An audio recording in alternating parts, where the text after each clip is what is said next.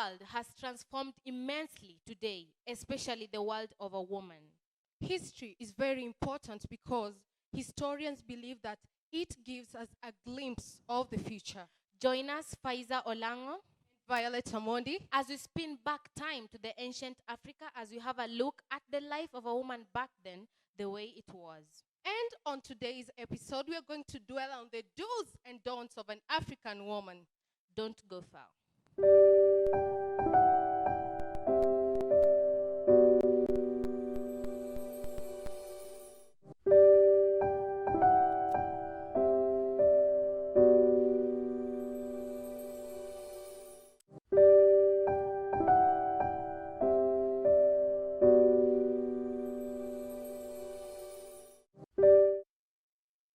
Welcome back to the Dadaz Talk Show with F&V.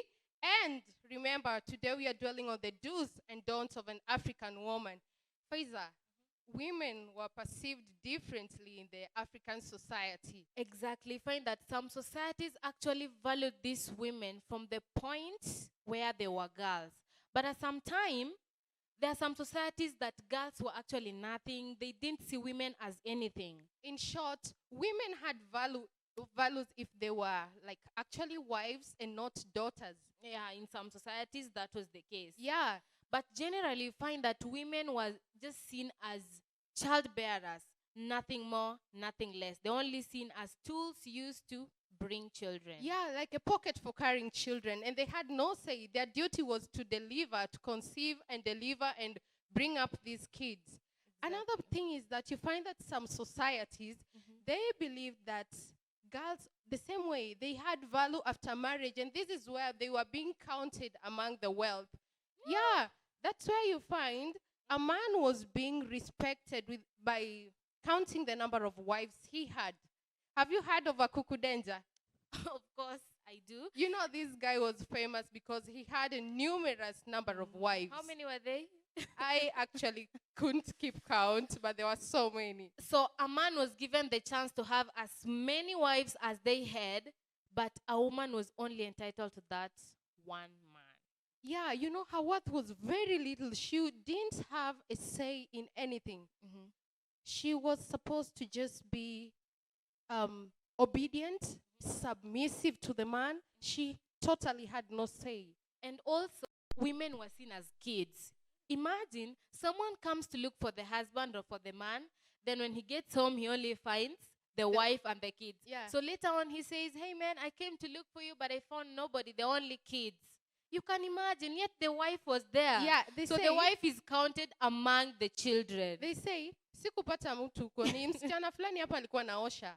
You see, like, Nilipata watoto na msichana mwingine hapa alikuwa naosha, mkubwa hivi kidogo. You see that description? Too and bad. This is somebody's wife, the person who bore those children. Exactly. And then you find that women in the older society, just the same way we said, you find that at a particular duration, they were being seen as unclean. Yeah, they were perceived as unclean. And this is the period whereby they were not supposed to interact. They were supposed to keep on their own. Why was that happening? That one came about during their menstrual flow. They were considered unclean. Yet, they were also not supposed to neglect their duties at that moment. So you're not supposed to interact with people, but you're supposed to do your duties accordingly. So everyone in the village knew that this particular woman is now having it's now her time of the month, which is actually not really good. And then something else, women had no right to claim their conjugal rights or even deny it. Why? Because their bodies were controlled by men. So it was a man who was supposed to... The man had the final say. The man was supposed to dictate everything that was happening. The lady was not supposed to deny the man the conjugal right, whether you are in the mood or not. So the lady was just, I think that was like a tool of pleasure, apart from being the childbearer. Sure. Yeah. So, what do you think has changed in today's world?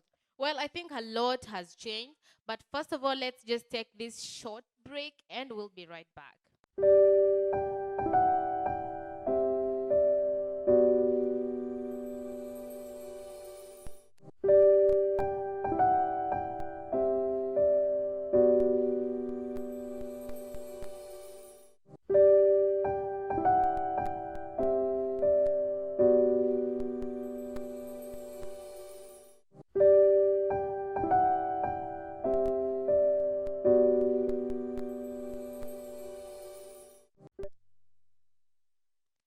This is the Dadaz Talk Show. And remember, our WhatsApp Dadaz is also very active. Find the link on our Facebook page, that is Kafit TV. Give us your ideas, what you think about the African woman, how she was perceived, the do's and don'ts from different communities. Well, I think we'll go right away into the do's of an African woman. In as much as they were restricted from doing certain things in the society, there are those particular things that they were meant to be doing and they were only supposed to be done by women. So let's have a look at some of them. You know, the first one is they were supposed to be stupidly submissive. Do you know why we say stupidly? That's because you had to do everything. You couldn't like raise your voice or even try to reject. So your work was supposed to just say, okay, yes. You To see? whatever was asked of And you. this one was by the men. And the men in this case could be even the brothers. Remember, we are talking about the African woman. And in this case, you find that the brother is saying something. The brothers, the uncles, generally all the men.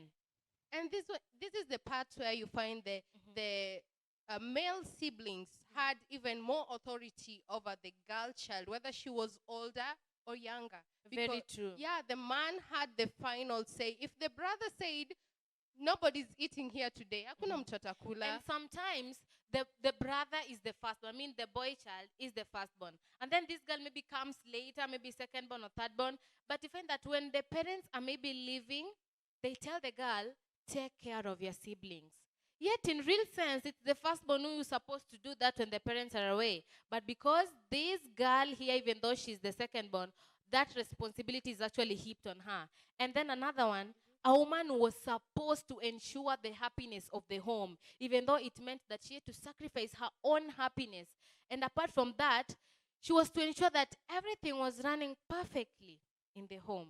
And do you know that even, I think they used to even find the perfect co-wife for the husband. I won't do that. No, you I won't do that. you won't do that, but remember the African woman was supposed to do that. She was expected to do the vetting. Like literally, she was like an interviewer. She's like, Baba Nani, huyu ni kama atatusumbua. Let's look for somebody else.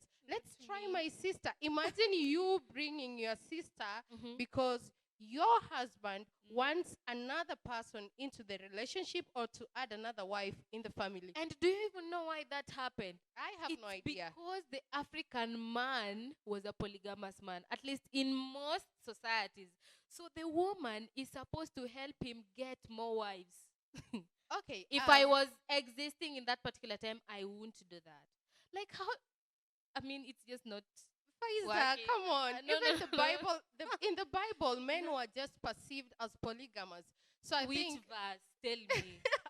Okay, Not how just many? any Bible. Okay, which verse? No, I'm not going to tell you the verse, but I'm going to tell you how many wives did Solomon have? Okay.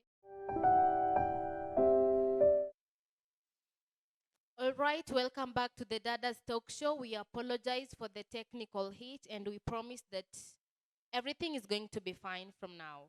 So previously, before we took that short break, we were looking at the traditional beliefs on the do's and don'ts of the African woman. And we looked at the do's and we'll just give you a brief summary of what we tackled in the last segment. Yeah, just the same way we said, in the African society, the women were supposed to find the husband a perfect co-wife. I can't afford Tafuta to do that. msaidizi. I mean, you know the good thing What about am I? that. Okay, the Bible says that a man should look for a helper, and this helper is a woman, not to look for women as helpers. I believe I can do that. And the same Bible says there will come a time when 7 women will be with 1 man. I don't remember you as a preacher. I don't remember the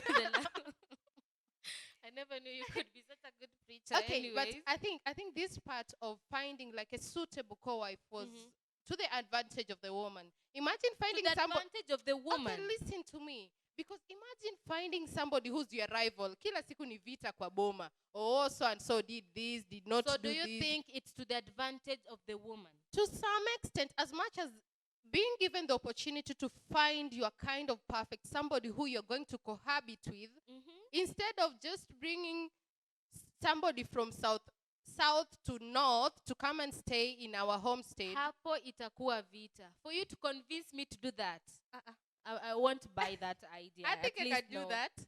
You can. Yeah. Good for you, but not for me. Then we also find that a woman was responsible for ensuring that everything in the home was run smoothly, that everything was running perfectly well, even if it meant that she had to sacrifice her own happiness. She had to go to whichever extent, whatever cost it would mean, just to ensure that everything at home is running perfectly well. And do you know why that occurs? Because if anything happens to the kids, to the husband, do you know what they are going to say? Oh, huyo ni bwana ya nani? Nani haizi linda bwana? Nani haizi linda watoto? So they don't see this bwana mwenye amefanya makosa. It's the wife they're going to blame. Because generally, the woman is supposed to cover up for the man's mistakes. And she's to be blamed for the man's wrong deeds. That happens. And in this case is because I think they were protecting the man's ego. Because they felt the man was very important. Yes. More important than the woman. Faiza. So do you think this happens today? To some extent, there are some women who are brought up to be submissive. There are some women who personally, being submissive is not bad. No, I mean, like, personally, they'd want that type of happiness. They don't want to, like, air their dirty laundry ukonje. So they'd go extra mile to cover it up so that they have to solve it. It's between just the two of them, not with the entire Do you know crowd. what they say? What? That if a woman exposes her man, then who is going to cover up for the man? So, sisi madada's kwetu, you have to cover up for him. But even if you're covering up for him, it doesn't mean that you have to take blames for whatever nonsense he does. Hey, Faiza. I mean, I just can't do that. Yes, I can cover up for you. I can try explaining that this and that didn't just happen. Well, that's why that mistake was made. But taking blames for you, you'll wait. What if somehow there's that percentage of you that led to that wrongdoing? I'm sure I'm not going to make a man make any mistake. Wow. I believe in myself now. If I don't believe in myself, who will believe in me? Okay, then you find that in that society, the women, the what? Women. They were supposed to go to bed the same time as the kids. And they were supposed to rise earlier than anybody in the family because they had duties to perform. So early to bed, early to rise. Saizo mzee amekaa in the, you see, committee, or maybe talking, or maybe enjoying a brew with the others. Sharing ideas. Bas. Yet you're limited to go to the bed with the kids. Because we even said earlier that mama anakaa mtoto. They're treated as kids. Sure. And then, you know, wanasema ati mjinga kama mama yake. It means if a child makes a mistake, then it's the mother who is responsible. But if a child performs well, maybe at school, they say that child makes the father proud. I mean, in the African society, you find that the intelligence, they thought that intelligence came from the dad. Every good thing that comes from the father. The kid did well was because of the father. Yeah. Then what about the woman? And this just not only in the African society, but also in the Bible. I just can't quote the exact verse, but it says that a good son makes the father proud. But a bad one is going to make the mother feel a lot of shame. Hey, if you have that verse, please forward it on our WhatsApp, Dadaz. I think I really need to read that. Sure, I think I'll go and confirm from which book it comes from. Then you'll have to get it. Faiza, there is this time that in the African society, the ladies were just supposed to be in close relationship with the ladies, not with the men. So woman to woman. Woman to woman, man to man. Woman to man only came to be in marriage. Definitely. Too bad. So you're living with someone very close to you, but you can't even associate with them. They are total strangers to you. Then when you finally get ready for marriage, you're supposed to live with them. How do you just live with a total stranger? Because the role of your mom was to teach you all these things. That's why you are being told, stay close to your mommy. Your mom was going to tell you how you're going to live with your husband, how to bring up kids. Hey. No, that's not right. Because if you're going to live with this man, then you also need to at least interact with him, know what happens when this and that takes place. Okay, right. You think that was right. They needed to interact. Sure. But very important. do you know, in that case, it's the old people who used to give them knowledge. So ulikuwa naambiwa we Atieno and ukae karibu na mamako anaenda kukufunza venye unafaa ufanye. So they only had the theory. You know what? A good lesson entails the theory and the practical part. So if you give me the theory alone and fail to give me the practical, I'm not going to learn. Wait a minute. Me, I think that was fine enough because you find that their marriage lasted for long. Are you sure? Yeah. No, those marriages lasted because they never gave any chance to things like divorce, or the woman was not supposed to say anything general. Remember, as a woman, you're being told how to keep your family, to make it together. So I think it was the role of a woman to bring the family close. That's why they did last. So you try to make something work together, something that is not even ready or willing to be. Don't you think so?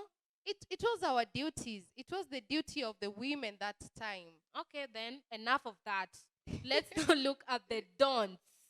Let's now see what was the woman not supposed to do in the African society. What the things that if they did could lead to punishment was considered taboo. It was just an abomination. I mean, there was just no way a woman was supposed to do that.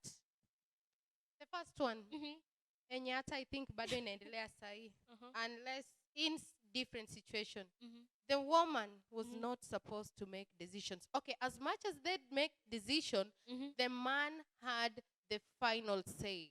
But I make decisions wherever I am. Are you married? I don't have to be married for me to make decisions. Wait, are you married? Of course not. And then? Now. But I still make decisions. Okay.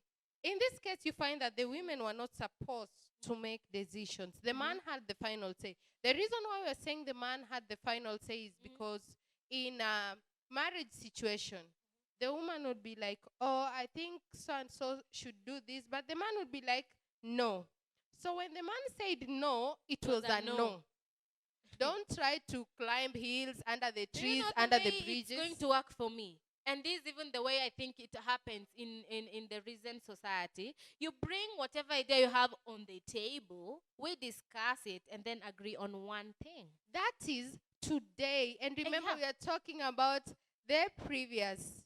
That was more of dictatorship. That was more of dictatorship. Because there's no way you don't even want to listen to this woman, yet you expect her to do everything that you tell her. Okay, I think also it's because the reason why the men had the final say, the men were perceived to be wiser. Because, can I tell you why? The women, were they supposed to go like cattle rustling, like experiencing different cultures when they go elsewhere? Were they supposed to do that? No. So I think the men were perceived to be like the wiser gender because wameona mengi, wame-experience mob sana. Very wrong. Then something else that women were supposed to do. They were not supposed to eat. I mean eating food. They were not supposed to eat before the men ate. So do you mean I just spend a lot of time in the kitchen, prepare a meal, then after that, I don't get to taste this meal, not until the man shall have eaten? But I think that one still happens even right now. Wait, I need to understand one thing. Does it mean the man as the husband or the man plus the children who are boys? Okay. In the traditional African society, you find that the women, in this case, as a mother, I was supposed to serve my husband first. And if I had children who are male and female, I was also to serve the male children first before. But after the father has eaten. Yeah, the father has eaten, then it's the male child, then the female, unaona sasa sisi hiyo squad tunaingia hiyo tunashikilia hapo mwisho. Then the mother eats later. Yeah, could be with now the girl child, not with the boys, with the girl But children. don't you think this still happens today? You find that maybe kanyama kamenuliwa nyama quarter. The man has to eat. Alafu, the kids ni supu tu. Utakuwa tu na bahati sana kama utapata kanyama. So the man must eat fast. Ashibe. So that nyama kidogo itabaki. I think right now it doesn't happen that much, but it's there. We can't deny it. It's there, but I think it's a little bit different. In this case, you serve food, you put it on the table, but you have to serve the man first. Unaona? I don't have a problem with that. Serve last born. You serve the man, then you serve the last born, whether it's a she or a he. Imagine kids eat fast. I can imagine when you have a small child in the house, then the food is brought to the table. You know what? They usually serve the child first, claiming that the food must cool down. Yeah, so the child is always served first. But that's today. The opposite of what used to happen. Unakaa kukula kila kitu kwa jikoni. Well, but some ladies do spend, they eat in the kitchen. Unajitetea. And then, do you know, the same way we said, the women, remember we are talking about the don'ts. They were not supposed to attend spiritual gathering when they are on their menses. Watu wanaenda kanisa, wewe kaa kwako. There were no kanisa kitambo. Shrines. Yeah. But that was bad because at least, the whole village could even get to know that this particular woman is now at her time of the month. But I think it was normal to them. Well, it was normal, but it was an abnormal normal. That's what I can say in the least. It is just not working, not for me. Today, you can't do anything like that. You remember we have women preachers. We have ladies who are preachers. They have a lot to do in the church. Do you think this same thing applies to them? Right now it doesn't. Saizi hata swimo tunavuka, hakuna mtu atajua. You can't know, not unless I tell you know what? Hey, it's like this and that. But if we don't tell you, you're not going to know it. Something else, Violet, you know what? A pregnant woman in the traditional African society was barred from handling sharp tools.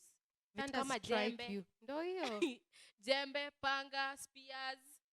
They can't even move them from this corner of the house to the other one. You know why? Because they claim that thunder could strike if they touched such tools. Where will thunder come from even in such kind of weather? Jua inawaka too, but if you touch those things, it was a belief. I think, honestly, I think it was maybe because they didn't want the expectant mother to harm the kid. Maybe, there are some things that we used to do as kids. When you are eating, you sit and you lean on your hand like this. You are being told your mother will die. Yeah, but it's not true. Your mother was not going to die. I think it's because they were trying to culture some good table manners. Because after leaning on your hand, you want to touch food with the same hand. It's going to contaminate the food. Well, so on this case of the expectant women, I think they were just trying to be cautious so that these women don't handle such tools. So do you mean if I just carry a panga, it will just harm me right away? Utateleza, utanguka alafu. Wewe uteleza hivyo tu. Ufanyika accidents do happen. No. And then you find that, Faiza, what are you wearing? That black thing there. This one. And what do you have? What do you think you have there? Do you know if we were existing in the traditional African society right now, we would be facing punishment because the women were not supposed to wear trousers. Well, what happens today? In fact, some ladies don't even have skirts. They don't even have dresses. And this is true, believe me. But let me tell you something. Do you know why they were saying the women were not supposed to wear dresses? Tell me. Trousers. Because they didn't want the woman looking like a man. The woman, if you look like a man, you're going to confuse other girls. In short, I think Oh. whatever they were trying to do away with was They're trying to cases shun of away such. women getting attracted to women because the other one was wearing a trouser.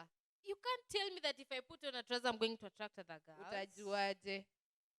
Are you sure? Mi nimesema tu.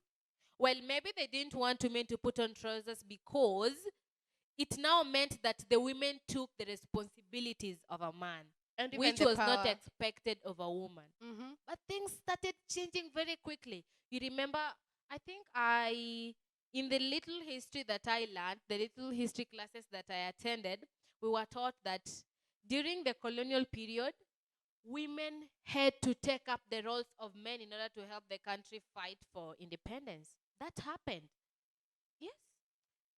Did they take the power like I mean did they get in leadership so easily? They Of faced course. resistance. They faced a lot of resistance, but in the long end,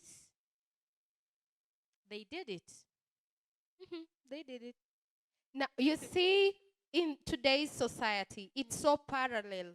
We have different responsibilities. We feel free as women. We are no longer tied, which is a good thing. But somehow, I think the traditional roles and responsibilities, the do's and don'ts of the women, they made they created a good woman. Are I you know. sure? Yeah, somehow I feel it. They I created. think I love this present life compared to the way I would prefer the traditional one. I mean, that was like hell. For me, I couldn't have survived if I was living in that kind of life, and I'm happy. Let me tell you something. I'm this woman today. I'm so happy. You are this woman because you've had a share, you've had an experience with freedom. You get to say what's on your mind. But in that era, they didn't have a taste of anything. Kenye walikuwa nayo ndo kenye walikuwa najua. Yeah, whatever they experienced is whatever they knew. They didn't know any other form of freedom. And they found happiness in being submissive. And then something else. Today we have women living alone. Kadem kamejirentia tu nyumba yake. But what happened in the traditional African society? I mean, a woman couldn't make a home without the presence of a husband. Where are you living now? That's a secret.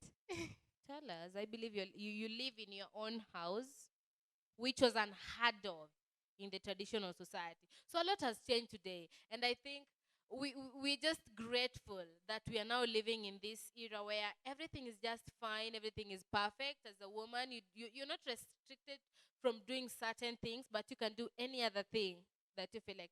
I mean, they say what a man can do, A woman can do better. thank you. Well, thank you. That was our time. Thank you for watching the Dadaz Talk Show. Remember, you can always catch up with us on our Facebook page.